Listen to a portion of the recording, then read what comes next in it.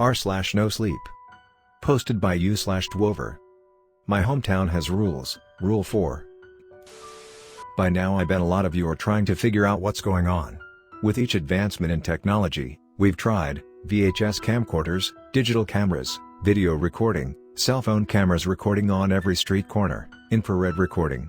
We've also tried a lot of thought experiments: seal someone in a box with an air tank, wearing a welding mask, sealing someone in a diving suit, standing just outside the rule zone watching someone inside the rule zone, getting buried and unburied, so on and so on. I don't know the outcome of every experiment, but I know they generally ended in favor of people getting hurt. One time, and they show this video to every incoming and outgoing high school class, someone taped themselves using an atmosphere diving suit. It's an old VHS. He smiled so confidently going in, ready to beat the world. I don't know if living in a diving suit would really be worth it. I mean the big ones with the old bronze sphere for a head. No way anything was getting in that self-contained monstrosity. He had air tanks and everything. At 8:11, the video shows a spurt of red blood hitting the inside of the glass porthole thingy. I'm sure that's not its name, but I live in the middle of Ohio farm country, sue me. At 8:26 people rush over to help him and bloody drops out of the open diving mask like a tipped bucket. Not a lot of us get college degrees and even fewer come back here when they do.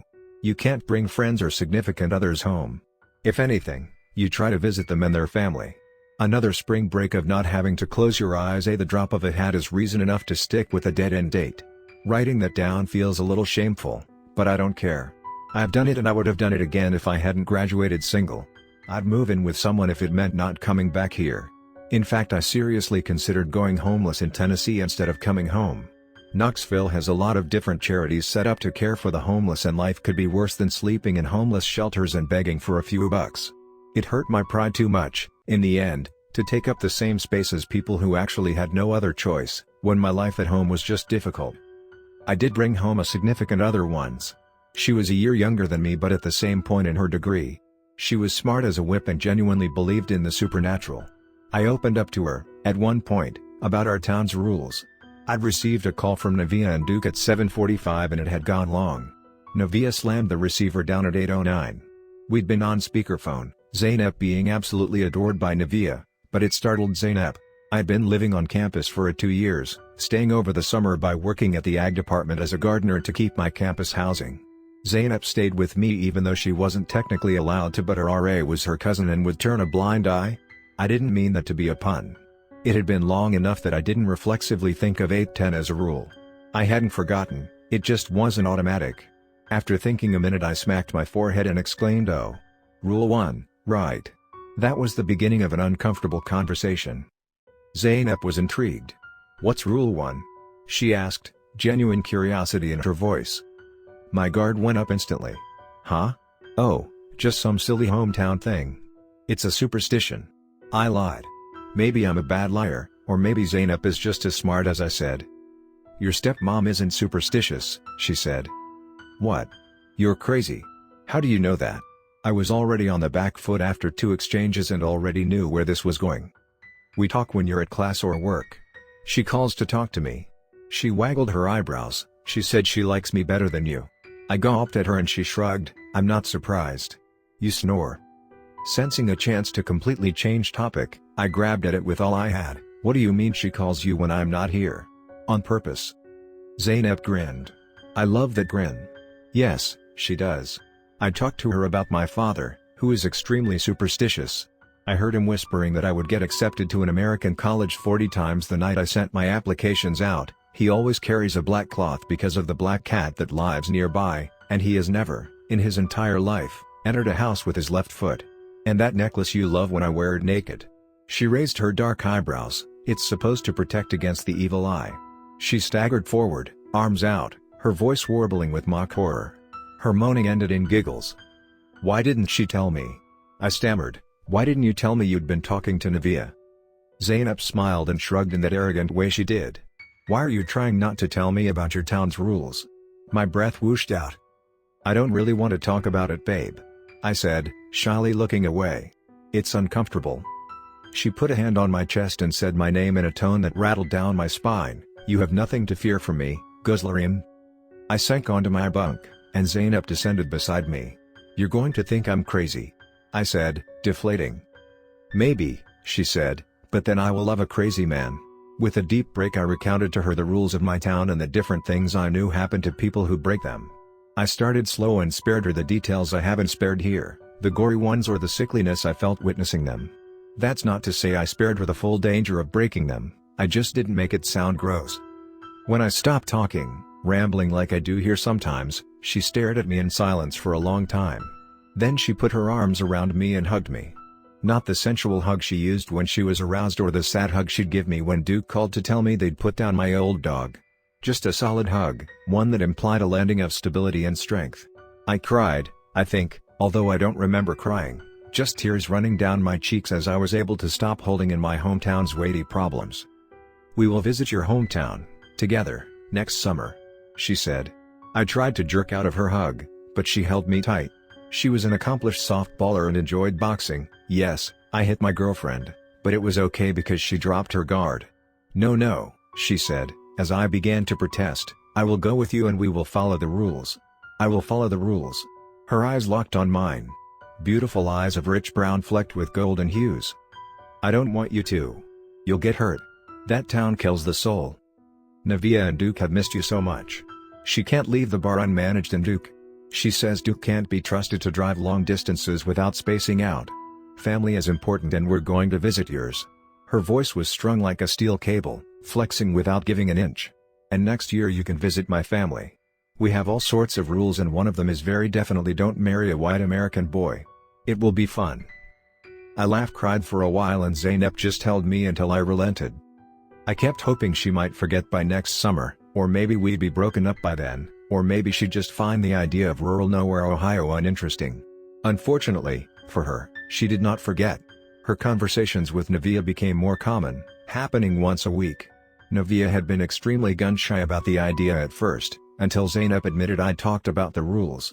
She then comforted my stepmother with the knowledge that she was a firm believer in the supernatural, discussing when she fought off a Karabasti that had been torturing her sister with wicked dreams and crushing the life from her as she slept.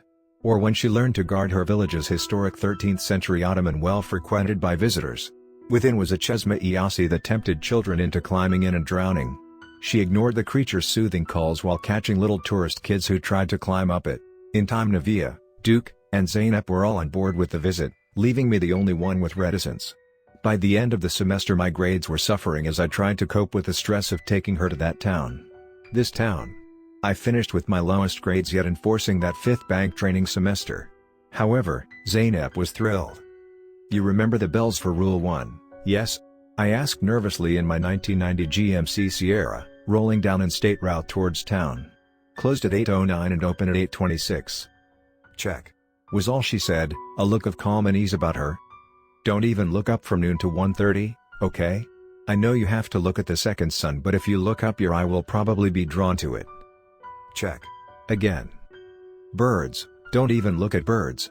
Close your eyes if you have to." I thought for a second. It's polite to call out a bird if one flies into your view. Just turn around and call out bird. Everyone will appreciate that. Check. "And remember the..." "I remember Guzlarim. I remember. I promise I won't break a rule." I know. I just worry about you. Besides, you're already going to stick out like a sore thumb. Our town is probably better than most about foreigners but there's always a few pricks." I glanced at her, in the passenger seat, window down and palm flat outside gliding up and down with the air current. "And watch out for Jed Kirklick. He hates anyone who looks Middle Eastern. He'll probably start shouting Al-Qaeda at you." She was so beautiful in that moment. I wish I'd taken a picture. Cell phone cameras were sort of new and I hadn't bought one. No cell reception in the country, wouldn't have been worth it. Sun gleaming off her dark hair and relaxed smile. I stopped well outside the rules zone at 7:45. "We don't have to go, you know. Navia will understand.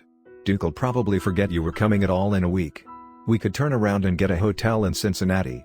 It'd be cheaper in Dayton but you're worth the best I could buy." That wasn't a whole lot, but I didn't say it.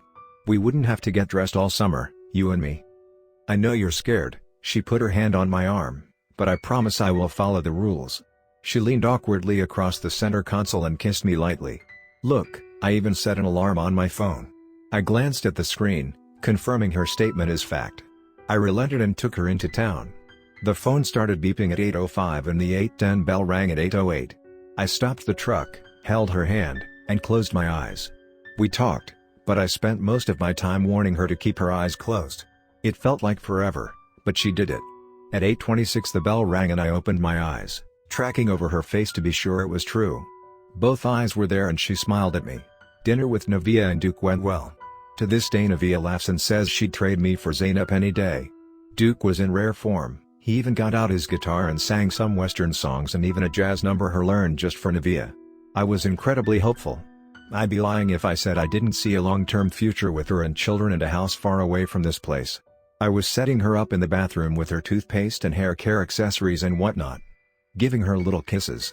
I held her hand as the 8:08 bell rang and we closed our eyes. I didn't feel the awful suffocating fear I did in the truck. The 8:26 bell rang and I looked at her in the mirror. She smiled back and winked, making a deeply sensual face. I turned to her, eager to make my advance, when I saw her face was not sensual but shocked. Mouth agape at her sultry reflection. My mind raced to shout but I could barely get it out. "Break it. Rule 4, break it," squeaked my voice. "But it's your stepmom's," she cried plaintively. "Break it," I screamed at her. She had frozen, staring at her increasingly inaccurate reflection. I snatched up a rock with the number 4 embossed on it in a glittery gold and swung for the mirror. But it was too late. Mirror Zainab whipped her forward in the reflection. Zainab turned and ran as the rock connected. As I turned I saw her, stumble and fall, spinning as she went down.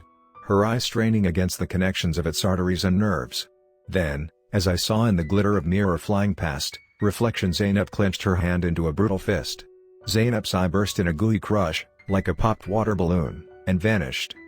I held Zainab still as Navia arrived to bandage her face. It took my full farm boy weight to prevent her from thrashing as Navia wrapped the cup bottom and gauze around her broken socket.